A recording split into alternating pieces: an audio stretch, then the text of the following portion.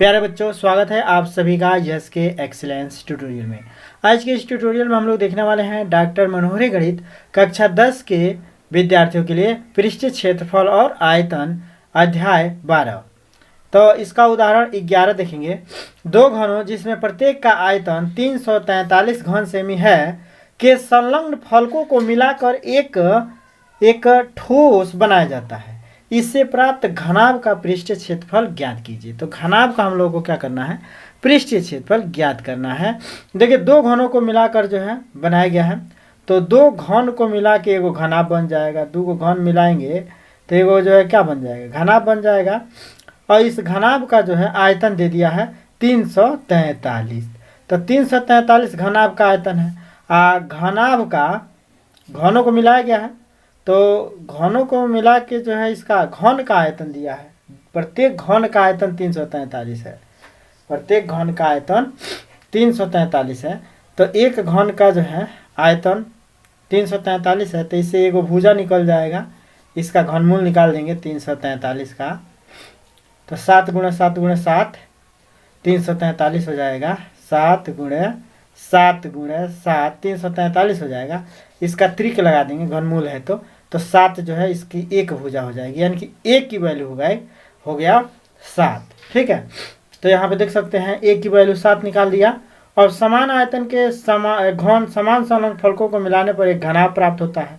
तो अब ये घनाभ बनाएगा, तो घनाभ का ये लंबाई कितना हो जाएगा, तो 7 धन 7 और चौड़ाई कितना हो जाएगा, तो 7 रहेगा। और इसकी ऊंचाई कितनी हो जाएगी, तो इसकी ऊंचाई भी 7 ही होगी। इसकी ऊंचाई भी जो है क्या हो जाएगी, 7 ही हो जाएगी। ठीक है, तो यल 14 हो जाएगा। बी का मान चौड़ाई 7 रहेगा, ऊंचाई जो है 7 ही रहेगा।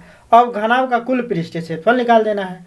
तो घनाभ का कुल पृष्ठीय क्षेत्रफल का सूत्र होता है 2 ब्रैकेट में एल बी एच धन एल एच या एच एल। ठीक है, तो यानी कि यल इंटू बी, तो यल इंटू बी का मतलब 14 गुणे 7 धन बी इंटू एच, बी का मतलब 7, एच का मतलब 7, गुणा कर देंगे आप प्लस में 7 गुणे 14।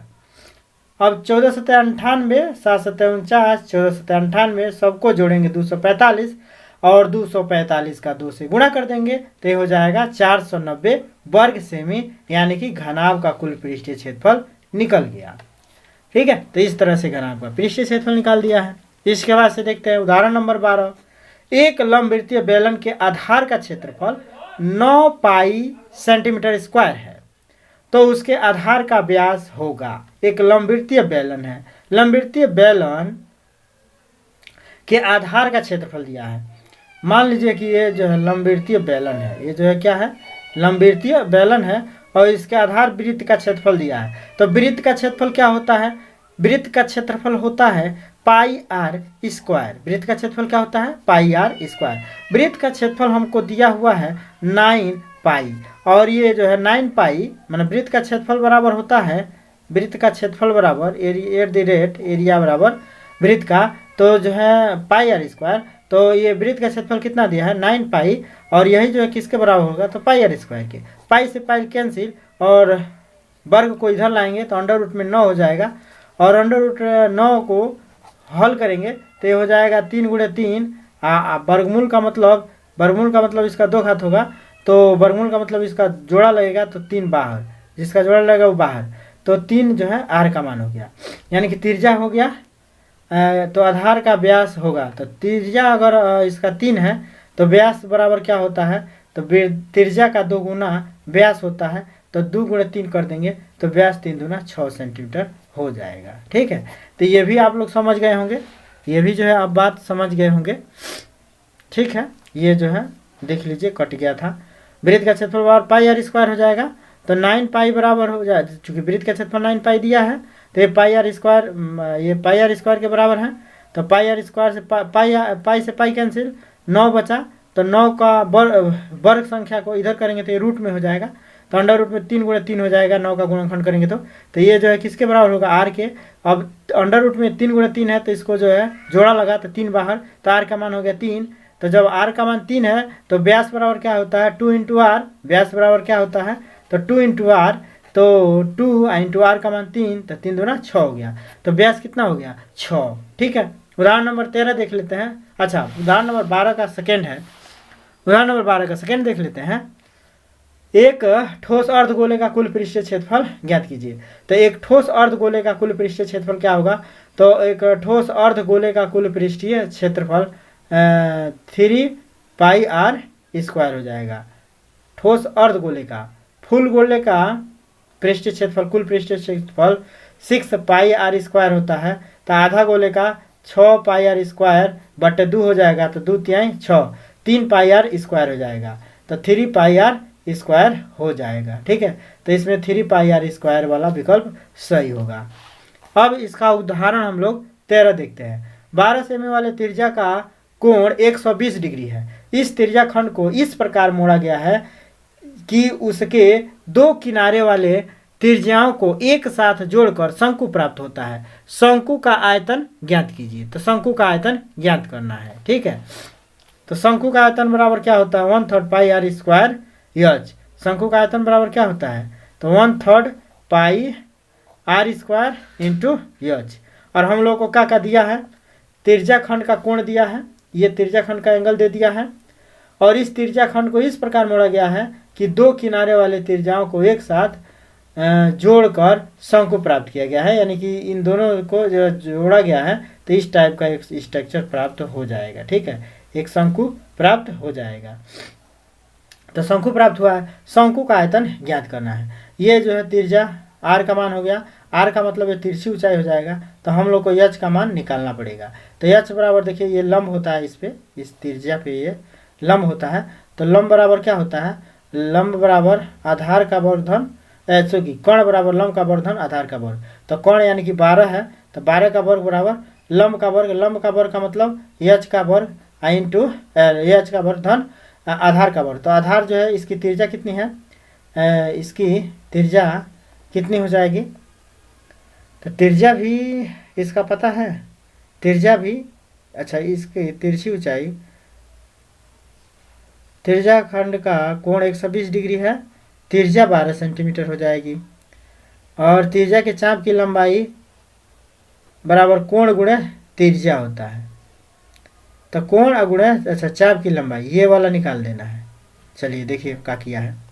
त्रिज्या खंड के चाप की लंबाई दिया है। तो त्रिज्या खंड के चाप की लंबाई बराबर हो जाता है कोण गुणे त्रिज्या। तो कोण 120 है और गुणे त्रिज्या कितना है?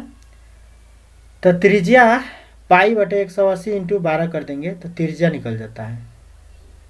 इंटू त्रिज्या का मतलब हुआ पाई गुणे 180, π/180 गुणे 12। तो इसको हल करेंगे तो 8 पाई हो जाएगा। इसका कौन सी? चाप की लंबाई। चाप की लंबाई का सूत्र ये भी होता है θ/360, θ/360 पाई θ/360 2πr भी होता है। तो 2 से इसको काट दीजिए तो 180 हो जाएगा पाई इंटू आर। अब थीटा का मान है 120 बटे 180 गुणे पाई इंटू आर का मतलब 12। तो 1 0 से 1 0 कट गया। 6 दूना 12, 6 18, 3 चौको 12, तो 4 दूना 8 पाई हो जाएगा। तो 8 पाई जो है ये क्या निकल गया? 8 पाई चाप की लंबाई, यानी कि ये लंबाइया निकल गया। ठीक है, तो चाप की लंबाई हो गया आपका कितना? 8 पाई। चाप की लंबाई किधर निकला है? 8 पाई, ये निकल गया चाप की लंबाई। अब त्रिज्या खंड के चाप की लंबाई शंकु के आधार की परिधि के बराबर होगा। तो शंकु के आधारवा का परिधिया ही जो है 2πr होगा। यही जो है चाप के लंबाई हो जाएगी। तो चाप के शंकु के आधार की परिधि बराबर ये त्रिज्या खंड के चाप की लंबाई हो जाएगा। तो ये त्रिज्या खंड के चाप की लंबाई 8 पाई बराबर 2πr। ठीक है, परिधि बराबर 2πr होता है। तो पाई से पाई कैंसिल और 2 चौको 8, 4 हो जाएगा, यानी कि आर का मान कितना हो जाएगा? 4। अब शंकु की तिर्यक ऊंचाई यल बराबर 12 ले लेंगे। यल अगर 12 हो गया, अच्छा जैसे देखिए आर निकाल लिया। अब ऐसे आर निकाल लिया। आर कितना निकाल लिया? अब 4 सेंटीमीटर। आर कितना निकाल लिया? 4 सेंटीमीटर। तो ये आप लोगों को याद रखना पड़ेगा कि त्रिज्या खंड के चाप की लंबाई बराबर क्या होता है? शंकु के आधार की परिधि। शंकु के आधार की परिधि, तो शंकु के आधार की परिधि का मतलब 2πr होगा और यही जो है चाप की लंबाई के बराबर होगा। चाप की लंबाई के बराबर होगा शंकु के आधार की परिधि। ठीक है, तो यहाँ से आर का मान निकल गया, आर का मान निकल गया तो आराम से हम लोग एच का मान निकाल लेंगे। एच का मान इसी फार्मूला में रख के आर स्क्वायर, तो इसमें मान रख देंगे तो आराम से जो है क्या निकल जाएगा, एच का मान निकल गया। और जब एच का मान निकल जाएगा तो शंकु का जो आयतन निकल जाएगा 1/3 पाई आर स्क्वायर एच से जो इसमें मान भर के आया इसका जो है घन सेंटीमीटर इसका आयतन निकल गया। ठीक है, अब इसके बाद से जो है 14 देखिए, उदाहरण नंबर 14। यदि एक गोले के वक्र पृष्ठ की माप 36 पाई सेंटीमीटर है तो गोले का आयतन ज्ञात कीजिए। तो गोले का आयतन ज्ञात कीजिए। गोले का वक्र पृष्ठ 4 पाई आर स्क्वायर होता है। गोले की वक्र पृष्ठीय माप, गोले का वक्र पृष्ठ दिया हुआ है, तो गोले का वक्र पृष्ठ दिया हुआ है कितना, यहाँ पे 4 पाई आर स्क्वायर। आ चूँकि गोले का वक्र पृष्ठ जो है हम लोग जानते हैं कि गोले का वक्र पृष्ठ बराबर क्या होता है 4 पाई आर स्क्वायर। आ गोले का वक्र पृष्ठ 36 पाई दिया हुआ है, तो 36 पाई भी बराबर भी हम लोग लिख सकते हैं 4 पाई आर स्क्वायर। अब जो है पाई से पाई कैंसिल है, 4 9 36, तो यहाँ पे हो गया 9, यानी कि आर स्क्वायर बराबर 9, तो आर बराबर हो जाएगा 3, क्योंकि आर स्क्वायर बराबर 9, तो वर्ग को इधर लाएंगे तो आर बराबर हो जाएगा √9, और 9 का गुणनखंड करेंगे तो 3 गुणे क्या हो जाएगा 3 का जोड़ा लगेगा तो 3 बाहर, यानी कि आर बराबर हो गया 3। तो आर की वैल्यू हो गया 3। जब आर का वैल्यू निकल गया तो गोले का आयतन निकाल लेंगे 4/3 पाई आर क्यूब। तो 4/3 का मतलब 4/3 पाई इंटू आर का क्यूब, तो 3 × 3 27 हो गया। अब 3 9 27 और 9 चौको 36, तो 36 पाई के बराबर यो हो जाएगा। तो गोले का आयतन भी 36 पाई के बराबर ही होगा। ठीक है, तो इस तरह से आपका ये 14वां एग्जाम्पल जो है खत्म हो गया। 14वां के बाद से 15वां एग्जाम्पल देख लीजिए। आप 15वां के बाद से जो है आपका प्रश्नावली शुरू हो जाएगा। एक लंबवृत्तीय शंकु के आधार का व्यास 21 सेमी है तथा उसकी तिर्यक ऊंचाई 13.5 सेमी है। इसका संपूर्ण पृष्ठीय क्षेत्रफल ज्ञात कीजिए। तो शंकु के आधार का व्यास 21 है तो इसकी त्रिज्या हो जाएगी 21/2, क्योंकि व्यास का आधा त्रिज्या होता है। अब तिर्यक ऊंचाई यल बराबर दिया हुआ है 13.5 सेंटीमीटर। तो शंकु का पृष्ठीय क्षेत्रफल क्या होता है, शंकु का संपूर्ण पृष्ठीय क्षेत्रफल, शंकु का वक्र पृष्ठीय क्षेत्रफल धन आधार का क्षेत्रफल। तो वक्र पृष्ठीय क्षेत्रफल, शंकु का वक्र पृष्ठीय क्षेत्रफल पाई आर यल होता है, और धन आधार का क्षेत्रफल पाई आर स्क्वायर हो जाएगा। अब इसी को पहले सूत्र को सॉल्व कर लिया गया है, तो पाई आर इसमें भी है, पाई आर इसमें भी है, तो पाई आर कॉमन ले लिया गया है, तो यल धन आर हो गया ये ब्रैकेट में। तो पाई इंटू आर, यल धन आर हो गया। तो पाई का मान 22/7 है, आर का मान 21/2 है, और यल का मान 13.5 और आर का मान जो है 10.5 है। ठीक है, आर का मान जो है कितना हो गया 10.5। यल का मान है दिया हुआ है और आर का मान जो है 10.5 हो जाएगा। कैसे 21 वध है 10 11.5, अरे 10 दूना भी 10.5 हो जाएगा। 10.5 21 का आधा 10.5 डायरेक्ट लिख दिया है, जा मान लिख लिया है। आर का मतलब 21 क्या है 2 आया है नू, तो 21/2 का मतलब 21 का आधा, तो 10.5 नहीं होगा 21 का आधा, तो 10.5 लिख दिया है डायरेक्टली।